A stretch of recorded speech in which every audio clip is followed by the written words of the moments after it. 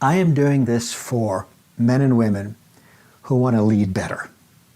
I'm doing it for leaders who have reached a point in their life where they realize, this isn't about me. This is about others.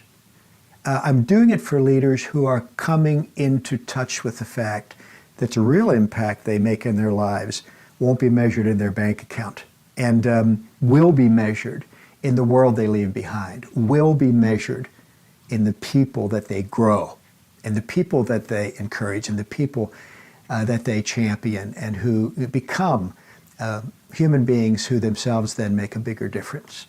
And the reason I'm doing this, very simply, is that our world desperately needs better leaders. I'm going to talk about that in more detail next time. But for today then, let me just make a very simple point. I've been watching really closely, and I have come to observe something that I want to share with you as an encouragement, and then I want to tell you where my source is ultimately for this insight. I started to realize many years ago when I worked for Leadership Foundations, which is a global organization that I started working for all the way back in 1994, that every time I was in an extraordinary organization that was delivering great results and attracting amazing people and causing those people to want to do their very best at work and producing trust, I began to observe that at the helm of those kinds of organizations were leaders who were serving, not self. I know a lot of leaders who are serving self, thinking about what can I get out of this? How can I take advantage of this? How can I make this work out for me? But these leaders had reached a point in their journey and their learning where they came to realize they had to make a difference for something that mattered more than themselves. And this word, serving, became a fulcrum. It became a centerpiece of my preoccupation as I related to businesses and enterprises and hospitals and grand organizations that I served over these many years. And here's what I have come to know. Serving, not self, others, world, is the heartbeat. It is the starting line. It is the first principle of value creation. Nothing enduringly good ever comes into being and then grows and scales without someone saying, there's something I could do that would be of great service to someone else. Serving is aligned with the deep governing laws of the universe. Many, many years ago, I came upon a passage of religious writing found in the Christian New Testament in the book of Matthew. And I'll give you two little pieces of Christian writing that I think that everyone in the world would benefit from. Frankly, I think many Christians would benefit from if they took it seriously. Jesus was with his disciples. This is found for anyone who wants to Google it in Matthew chapter 20. And he's with his disciples, and the mom of two of his disciples came to see him and said, Jesus, I see what you're up to, and you have a thing going and it's growing. Put yourself in the shoes, let's say, of a loved one, of an employee of a young enterprise who's thinking, wow, my son, my daughter is hooked up with something that might go somewhere, right? And so mom comes and says to Jesus, would you make my boys your vice presidents? She was talking about James and John. And put them at your left and at your right, because I really want them to be in advantageous positions. And this really irritated the other of Jesus' disciples. And then Jesus says something back, first of all to the mom, but really he's saying it to all the disciples. He said, you have no idea what you're asking for. You're asking to be great.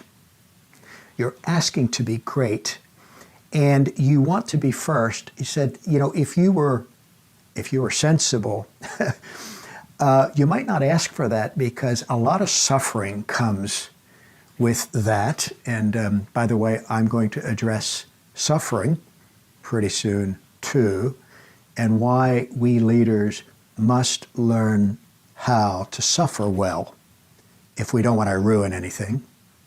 So Jesus said, you're going to suffer if you lead. He said, I don't really have the pay grade to decide who's higher or lower in my enterprise. He said, my Father takes care of those promotions. I don't do that. But he said, here's the thing. If you want to be great, serve. Serving is the deep principle of the universe. He said, you want to be great, serve. You want to be first, put yourself last. And then he said, now he's just talking like to his employees, right? I want you to be good servers, right? Be good servers. Don't do as I do, do as I say, be a good server. But then Jesus says, in the very same way I'm asking you to serve, I'm serving. I didn't come here to be served. He said, I came here to serve. I came here to give my life, to lay my life down for something that matters. Well, that's an interesting little story. And, as I used to encounter that story, without thinking it through, I ended up with the notion that is a very good moral teaching, that serving business. Jesus wants his disciples to serve. And, while he was on earth, he was doing it too. Maybe it's for here and now, be good people, be nice people, serve, that's a good thing. But I didn't see it cosmically. I didn't see it in terms of the universe. I didn't see it in relationship to all of reality. I saw it in terms of this Jesus who was alive and who was teaching his disciples a certain set of principles and practicing, modeling it for them. But more recently, I came upon another text all the way at the end of the Christian New Testament, 22nd chapter of Revelation. And it's in the 8th verse. If you want to look this up, again, you can Google it. John has been shown this immense picture of the future, really of where eternity leads. And he's been shown this by angels, by archangels, by mighty angels. Now, you don't need to believe as I believe, but I understand the reality of angels and that they live in a hierarchy, an orderliness in the universe. They are beings in the same way that you are a being and I'm a being, but they are much grander beings.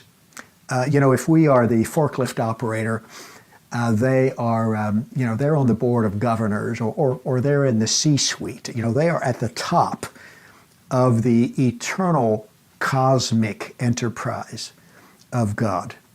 Mighty, powerful, influential, high standing. They can command and cause many things to happen that we don't have any ability to. So, John's being shown these things by the angels. And at the very end, John is knocked over literally. It's an amazing picture of the future. John says, starting in verse 8, I, John, I saw all these things. The angel showed them to me. And so I bowed down at the feet of this angel and I began to worship him. And the angel says to John, now, again, let's picture CEO says to the newest employee back in the shipping department who pushes boxes around all day. The angel says to John, don't do that. Don't do that. He said, I am a fellow servant alongside you and alongside the prophets. You are not to worship me. I'm serving too. You're serving, I'm serving. And all of our activity is about something that's bigger than us. He said, worship God. Serve something that truly is great. And when I read that, I thought, this principle of serving, yes, it was taught by Jesus to his disciples. And frankly, around the world, I encounter traditions where serving is taught. And Jesus himself said he's here to serve. But it breaks through the ceiling of this world into the whole cosmos. Here is a being who is beyond any earthly sense of power that we might know. And he says, I'm a servant. I'm here to serve. Serving is where it's at. And we'll unpack this, but I just want to encourage you. You know, we get a lot of data from people who don't serve, you know, muscle builders in various sorts who flex their muscles and preen about and stick people under their thumb. And, you know, from time to time, it looks like they're really doing well. And we can be daunted. We who've decided that our life is going to be about something more important than our life. We can be daunted. But I'm telling you, serving is the root of the production of all goodness. Serving is where it's at. I'm not saying it's easy. And again, I'm going to share more about that in due course. But I want to encourage you, when you wake up in the morning and make the decision, let me be about something that is of use to others, you are in alignment with the universe. You are in alignment with God. You are in alignment with everything that flows out of the Creator of everything. And I've come to the conclusion we can properly talk about the serving God Himself. We're with Him. We're with one another. And I want to encourage you in that. You know, no path is easy, serving others or serving self. There's pain baked into life.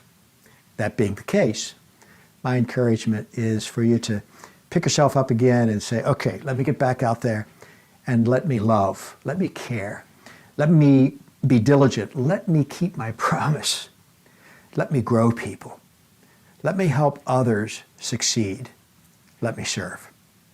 So if this rings for you, please join me as I share these with you each week. You're part of this blog, you're part of these videos, if it is your aspiration to be a leader that makes a difference. I didn't say you're part of this video community if you're good at it. Many of you are exceptional at it, but that's not what causes you to belong. You belong if in your heart you aspire to become a really good, may I say, great serving leader. When Jesus said, you want to be great, serve, He was giving them the path. And I want to share with you over time what I've learned sitting at the feet of extraordinary serving leaders around the world so that their lessons can become our lessons together. So stay tuned, and if you would be so kind as to subscribe, hit the subscribe button. I'd be very grateful. That will help us, help you, and put a like on it. I understand from the way YouTube works that this helps other people find us more clearly and more quickly. Stay tuned, be encouraged. Thank you for being a serving leader, and I will see you very, very soon.